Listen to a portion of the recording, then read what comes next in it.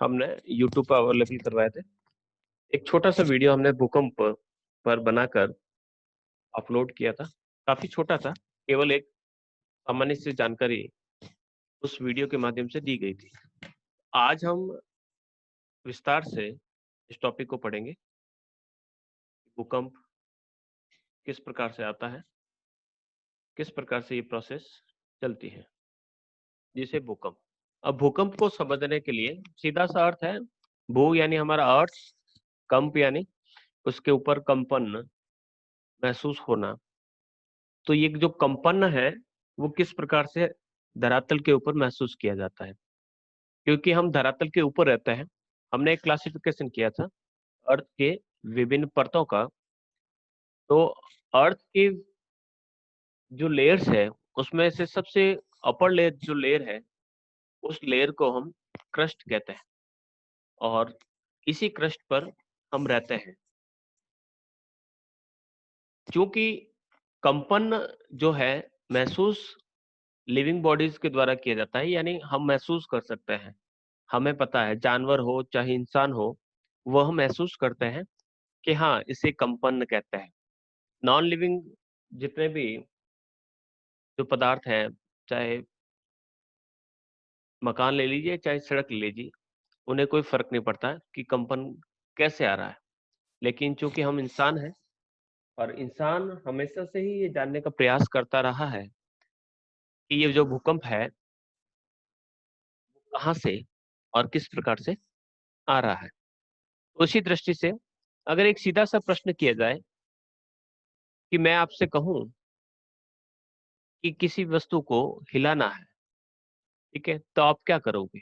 उस वस्तु को जोर जोर से हाथ में लेकर इधर से मूव करवाओगे। दूसरा क्या तरीका हो सकता है, अगर इसी बात को अगर मैं पृथ्वी के संदर्भ में कहूं कि पृथ्वी पर हमें ऐसा महसूस हो कि कंपन हो, तो हम क्या करेंगे या हम कहां तक सोच सकते हैं? तो ये समझने के लिए हमने कुछ फोर्सेस को पढ़ा था। भू संचलन एक हमारा टॉपिक रहा था, अर्थ मूवमेंट। अर्थ मूवमेंट के अंदर उस टॉपिक में हमने दो प्रकार की फोर्सेस को पढ़ा, कुछ इंडोजेनेटिक और कुछ होते हैं एक्सोजेनेटिक। अंतर्जात बल जो पृथ्वी के अंदर घटित होते हैं, और बहिर्जात बल जो पृथ्वी के बाहर घटित होते हैं। आई होप इनके बारे में आपको पता चल गया होगा कि एक्सोजेनेटिक फोर्स क्या होते हैं और इंडोजेनेटिक फोर्स क्या होते हैं। हमने पढ़ा कि जो इंडोजेनेटिक जो फोर्स होते हैं वो पृथ्वी पर परिवर्तन लाते हैं, हलचल लाते हैं, कंपन लाते हैं, नए पदार्थों की रचना करते हैं। वहीं दूसरी ओर जो एक्सोजेनेटिक फोर्स होते हैं, वे एक्सोजेनेटिक फोर्स क्या करते हैं, इन असमानताओं को दूर करते हैं। तो हमारा यहाँ पर एक्सोजेनेटिक फोर्सेस का कोई रोल नहीं रहता है लगभग भूकंप के निर्माण में। जो इंडोजेनेटिक फोर्स होते हैं, अंतर्जात बल। अंतर्जात बल में अभी तक हमने ज्वालामुखी क्रिया को पढ़ा है, और दूसरा ये टॉपिक है जिसे हम भूकंप या अर्थक्वेक कहते हैं। अब धरातल के अंदर कंपन लाना है, तो कंपन किस प्रकार से आएगा? जब दो चीजों को अगर हम आपस में टकराते हैं तो कंपन आ सकता है, या फिर हम किसी दो चीजों को खींचते हैं तो खींचने के बाद वह टूटती है तो कंपन आ सकता है, या फिर हम किसी चीज को धक्का दें तो कंपन आ सकता है। तो ये जो कंपन आता है ये अर्थ के अंदर कहां से आता है, कौन धक्का दे रहा है, किस प्रकार से जमीन के दो भाग एक दूसरे से दूर सरक रहे हैं या एक दूसरे के पास आ रहे हैं। इससे पहले जो टॉपिक ज्वालामुखी का रहा था उसके अंदर हमने प्लेट मार्जिन्स को पढ़ा। प्लेट विवर्तनिक का थोड़ा सा मैंने आपको समझाया था कि प्लेट विवर्तनिकी क्या है। तो उसी प्रकार से हमने प्लेट मार्जिन्स को समझा। प्लेट मार्जिन्स के अंतर्गत हमने देखा कि प्लेटों के तीन किनारे, एक संरक्षी किनारा, कंस्ट्रक्टिव, ठीक है, रचनात्मक किनारा, और एक है डिस्ट्रक्टिव यानी विनाशात्मक किनारा। किनारों के अंदर हमने देखा था कि जब दो प्लेट्स, यहाँ पर मैं प्लेट्स की किनारे बता देता हूं आपको वापस। जब ये किनारा इस तरफ जा रहा है, ये किनारा इस तरफ जा रहा है, इस प्रकार की जो घटना होती है उसे हम संरक्षी किनारा कहते हैं। संरक्षी किनारा क्यों कहते हैं? क्योंकि दोनों ही जो प्लेट है एक दूसरे के पास से सरक गई। दूसरा, जब ये प्लेट्स एक दूसरे से पास न जाकर, क्योंकि इन टॉपिक को हम जब तक नहीं क्लियर करेंगे या जब तक आपको समझ में नहीं आएगा, हम भूकंप को नहीं समझ पाएंगे। दूसरा है, जब दो प्लेटें एक दूसरे के सामने आ रही, इसे हम अभिसारी किनारा कहते हैं। ये विनाशात्मक होता है सबसे ज्यादा जब दो प्लेटें आपस में, अब दोनों ही तीर एक दूसरे की तरफ आ रहे हैं, यानी टकराएगी। टकराएगी तो घूम पर कंपन आएगा। इसी प्रकार से एक कंस्ट्रक्टिव प्लेट मार्जिन्स होते हैं, उसमें प्लेट के दोनों ही किनारे एक दूसरे से दूर जा रहे हैं। यहाँ पर मैं तीनों को ही बना देता हूँ ताकि आप इस तीनों में फर्क, क्योंकि अभी तक जितनी भी हमारी क्लास रही, तो प्रीवियस क्लासेस अगर आपको याद नहीं है तो थोड़ा सा समझने में आपको थोड़ा सा मुश्किल हो सकता है। तो प्लेट मार्जिन्स को हमने बनाया जब प्लेटें एक दूसरे के पास से सरक रही। संरक्षी, इस प्रकार की स्थिति में विनाशात्मक, और इस प्रकार की स्थिति में रचनात्मक, कंस्ट्रक्टिव, डिस्ट्रक्टिव। ठीक है, तो ये है प्लेट मार्जिन्स, इनका भी रोल रहता है भूकंप के निर्माण में। तो आगे बढ़ते हैं हम, वन बाय वन सभी स्लाइड्स को हम क्लियर करते हैं और समझते हैं कि भूकंप आखिर क्या है, किस प्रकार से ये घटित होती है।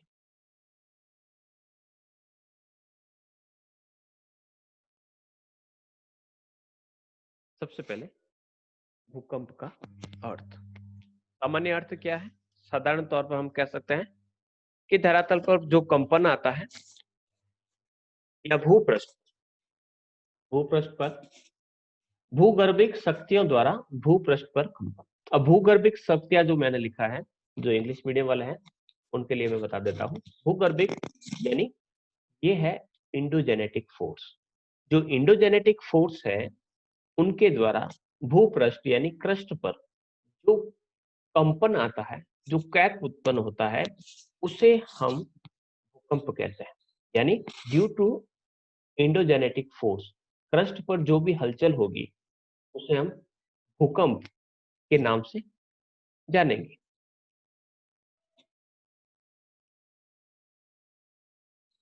भूपृष्ठ पर कुछ सेकंड में अभूतपूर्व परिवर्तन आते हैं। यानी भूकंप एक ऐसी घटना है जिससे भूपृष्ठ पर, यानी हमारा जो क्रस्ट है, क्रस्ट अच्छे तरीके से जान गए होंगे आप, पृथ्वी की सबसे ऊपरी परत जिस पर हम रहते हैं, जिस पर हमारे पेड़ पौधे हैं, जिस पर हमारी मकानों की नींव या हमारे मकान खड़े हैं, वह क्रस्ट, वहां पर कुछ ही सेकंड में अभूतपूर्व ऐसे परिवर्तन आते हैं जैसे परिवर्तन पहले कभी नहीं हुए हो। अचानक से कुछ ही सेकंड में कोई स्थान ऊपर उठ जाता है, कोई स्थान नीचे धंस जाता है, धरातल के अंदर दरारें आ जाती हैं।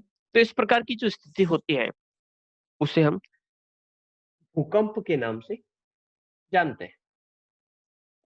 आगे बढ़ता है, भूगर्भ में जहां कंपन उत्पन्न होता है उसे हम भूकंप मूल कहते हैं। इसको हम समझते हैं कि देखिए ये हमारा अर्थ है, एक चित्र आएगा उसमें बाद में हम समझाएंगे। मान लीजिए यहाँ पर अर्थ के बीचों बीच यहाँ पर किसी प्रकार का ऐसा कुछ हुआ है कि यहाँ पर कंपन शुरू हुआ। ठीक है, कंपन शुरू होगा जैसे कि हम पानी के अंदर अगर एक पत्थर को फेंकेंगे तो उसमें क्या होगा? लहरें उत्पन्न होगी। अब जहां पर हमने पत्थर फेंका है वहां पर सबसे तेज लहरें होगी, और जैसे जैसे हम दूर जाएंगे तो ये लहरें जो है धीरे धीरे कम होती जाएगी। तो जहां पर पत्थर गिरा है, जहां पर पत्थर गिरा है, या पर, या फिर हम कह सकते हैं कि जहां पर कंपन शुरू हुआ है, उसे हम भूकंप मूल, रूट ऑफ अर्थक्वेक, या इसे फोकस कहते हैं। फोकस। क्लियर? ये है हमारा फोकस। भूगर्भ यानी अर्थ के इंटीरियर पार्ट में जहां पर भूकंप उत्पन्न होता है, वह फोकस कहलाता है। ठीक है? वह स्थान जो भूकंप मूल के ठीक ऊपर 90 डिग्री पर स्थित होता है, उसे हम अधिकेंद्र या एपिसेंटर कहते हैं। ठीक है? इसको भी हम समझते हैं कि एपिसेंटर क्या होगा या अधिकेंद्र क्या होगा।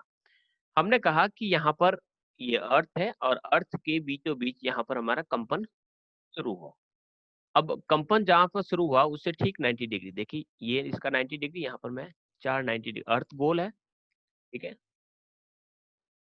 तो जहां पर अब एक साथ अर्थ गोल है, तो एक साथ 4 जगह पर कंपन महसूस हो सकता है। तो यहाँ पर सबसे पहले कंपन शुरू होगा, और सबसे पहले यहाँ पर मान लीजिए ये अर्थ है, और अर्थ के ठीक इस स्थान पर कंपन, ये जैसे कि यहाँ पर मैं लिख देता हूँ, ये है ए पार्ट, और ये है अर्थ के ऊपर का बी पार्ट।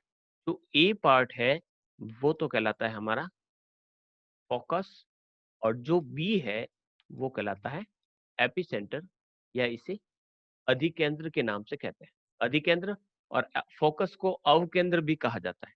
अवकेंद्र या भूकंप मूल, या इसे फोकस के नाम से जानते हैं।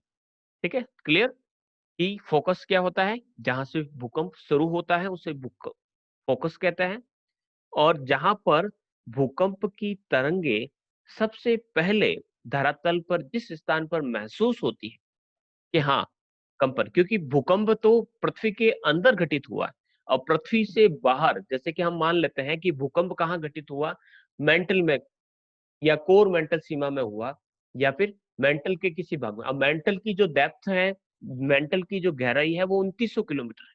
तो 2900 किलोमीटर की गहराई पर, या फिर 700 किलोमीटर या 800 किलोमीटर की गहराई पर अगर कोई कंपन शुरू होता है, तो वो धीरे धीरे धीरे करते हुए ऊपर की ओर बढ़ता है। अर्थ की लेयर को, सिस्टम को हम यहाँ पर बना देते हैं, जैसे कि मैं यहाँ पर बना देता हूँ, ये हमारा अर्थ का लेयर सिस्टम। ठीक है? और यहाँ पर मैं मान लेता हूँ कि यहाँ पर भूकंप का फोकस है, तो फोकस से ठीक 90 डिग्री ऊपर की तरफ यहाँ पर तो रहेगा हमारा एपिसेंटर, और ये है इसका फोकस। अब फोकस से एपिसेंटर ठीक 90 डिग्री ऊपर, यानी सबसे न्यूनतम स्थान पर या न्यूनतम दूरी पर स्थित होता है, जहां पर हमने भूकंप के झटके कहाँ महसूस किए, यहाँ पर, क्योंकि हम यहाँ पर रहते हैं। जैसे कि यहाँ पर मैं पेड़ बना देता हूँ, ये खंभा बना देता हूँ, तो यहाँ पर हम रहते हैं, और यहाँ पर हमें महसूस हुआ। तो जहां पर महसूस होता है सबसे पहले झटके, वह उसका अधिकेंद्र कहलाता है। जब भी भूकंप आता है तो हम न्यूज चैनल में देखते हैं कि भूकंप का केंद्र कहाँ पर रहा। जैसे कि हम कहते हैं कि राजसमंद जिले में भूकंप भूकंप भूकंप का केंद्र रहा, भूकंप का केंद्र राजसमंद में रहा। इसका अर्थ है कि भूकंप के झटके राजस्थान में सबसे पहले कहाँ पर, राजसमंद में महसूस किए। तो सबसे ज्यादा झटके कहाँ पर महसूस होंगे, राजसमंद में होंगे। फिर जैसे जैसे राजसमंद से हम पाली में जाएंगे, तो राजसमंद और पाली में डिस्टेंस है, तो पाली में राजसमंद की अपेक्षा झटके कम महसूस होंगे। जोधपुर जाएंगे तो उससे कम महसूस होंगे। इसी प्रकार से राजसमंद से हम उदयपुर में हैं, वहां पर झटके आपको राजसमंद के बाद उदयपुर में महसूस होंगे। उदयपुर से कम झटके महसूस कहाँ पर होंगे, आपको डूंगरपुर या बांसवाड़ा होंगे। भूकंप का ही एक उदाहरण आपने भी महसूस किया होगा। आज सुबह मैंने भी एक झटका सा महसूस किया अपने स्थान पर, कि सुबह सुबह थोड़ी सी हलचल धरातल में हुई थी, शायद आपने भी महसूस की होगी। तो ये महसूस, यानी उसकी जो तीव्रता है वो सबसे ज्यादा कहाँ पर महसूस की जा रही है? पत्थर हमने फेंका पानी के अंदर, तो सबसे जहां पर पत्थर गिरेगा वहां पर सबसे बड़ी बड़ी तरंगे होंगी। और जैसे जैसे हम किनारों पर वो गोल गोल जो घेरा बनता है, वो जैसे जैसे हम किनारों की तरफ जाएंगे उसकी मात्रा वहां पर कम होती हुई दिखाई देगी। तो ये मात्रा है धीरे धीरे कम होती जाती है अधिक केंद्र से। यानी अधिक केंद्र से हम जितना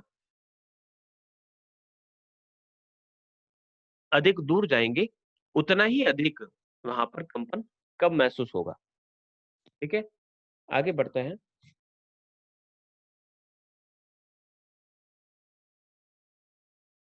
सर्वप्रथम यहीं पर भूकंप का प्रभाव दिखाई देता, यानी एपिसेंटर जो होता है उसी स्थान पर सबसे पहले भूकंप के झटके महसूस होता है। सबसे पहले हमें पता चलता है कि भूकंप यहाँ महसूस हुआ है। इस स्थान से दूर जाने पर भूकंप की तीव्रता घटती जाती है। यानी अगर मान लीजिए ये ए स्थान है और ए स्थान जो है भूकंप का एपिसेंटर है। अब ए स्थान जो है वो कहीं पर भी हो सकता है, जैसे कि हमने राजसमंद का उदाहरण दिया। मान लीजिए ए स्थान पाली पर है, तो पाली से हम बी स्थान बना देते हैं जोधपुर, और सी स्थान बना देते हैं नागौर। तो सबसे ज्यादा जो भूकंप जो महसूस होगा एपिसेंटर पर, अगर मान लीजिए यहाँ पर इसका रिक्टर स्केल पर इसका जो मापन है, रिक्टर स्केल क्या होता है आगे देखेंगे, इसका माप यहाँ पर 10 है, यहाँ पर 9 होगा, यहाँ पर 8 होगा। यानी इसकी जो तीव्रता है वो धीरे धीरे कम होती जाएगी। वैसे तीव्रता को कैसे काउंट किया जाता है उसको अब हम समझेंगे। लगभग 10 गुना कम होता है। यहाँ पर 100 है तो यहाँ पर 10 मिलेगा और यहाँ पर 1 ही मिलेगा। तो इस प्रकार से ये फर्क देखने को मिलता है। यानी सबसे ज्यादा झटके ए स्थान पर, जैसे जैसे हम दूर जाएंगे वहां पर इसके कंपन के जो झटके हैं वो धीरे धीरे आपको कम दिखाई देंगे। तो इस प्रकार से कंपन चलता रहता है। समझते हैं इस चित्र के माध्यम से कि फॉल्ट। अब देखिएगा, देखिए ये धरातल का हिस्सा है, अब इसके अंदर फॉल्ट आया, ये दरार आ गई। ठीक है, अब दरार के बाद ये पूरी पूरी ब्लैक कलर की दरार है, फॉल्ट है। फॉल्ट क्या होता है और फोल्ड क्या होते हैं आप अच्छी तरीके से जानते होंगे। जब कोई वस्तु को दो अलग अलग हिस्सों से खींचा जाता है, या फिर कह सकते हैं कि जब वहां पर दो बल समझाए थे मैंने आपको, एक संपीड़नात्मक बल और एक तनाव मूलक बल, टेंशन फोर्स एंड कॉम्प्रेशनल फोर्स। जब हम कॉम्प्रेशनल फोर्स की बात करते हैं उस समय फोल्ड आता है। कॉम्प्रेशनल का अर्थ हो गया कि हम किसी वस्तु को दो अलग अलग दिशाओं से दबा रहे हैं। जब हम दबा रहे हैं तो वहां पर फोल्ड आएगा, सॉरी वहां पर फोल्ड आएगा, FAULD, फोल्ड। और जब वो दोनों हिस्से एक दूसरे से दूर सरकेंगे, यानी ये हिस्सा इस तरफ सरक रहा है और ये हिस्सा इस तरफ सरक रहा है, तो वहां पर क्रैक आएगा या फिर फॉल्ट आएगा। जो फॉल्ट होता है उसे कहते हैं ब्रंस, और जो फोल्ड होता है उसे हम कहते हैं वलन। ठीक है, तो यहाँ पर हमने देखा कि यहाँ पर सबसे पहले ये स्थान, ये क्या है, भूकंप का केंद्र है। भूकंप यहाँ से उत्पन्न हुआ, इसे कहते हैं फोकस। फोकस से तरंगे चारों दिशाओं में बाहर निकलती। मान लीजिए पानी, और पानी के बीचों बीच आपने यहाँ पर पत्थर फेंका, और इस पत्थर फेंकने के बाद ये जो पत्थर है, ये पत्थर के बाद जो तरंगे हैं वो चारों दिशाओं में फैली। देखिए ये इस दिशा में जा रही है, इस दिशा में जा रही है, इस दिशा में जा रही है, इस दिशा में जा रही है। ठीक है, सबसे न्यूनतम जो दूरी होती है वो ठीक इसके 90 डिग्री पर, ये यहाँ पर हम बना देते हैं 90 डिग्री का एंगल। कि ठीक 90 डिग्री के ऊपर जिस स्थान पर हमने भूकंप को महसूस किया, 90 डिग्री पर जहां पर, वो कहलाता है हमारा एपिसेंटर, या इसे कहते हैं अधिकेंद्र।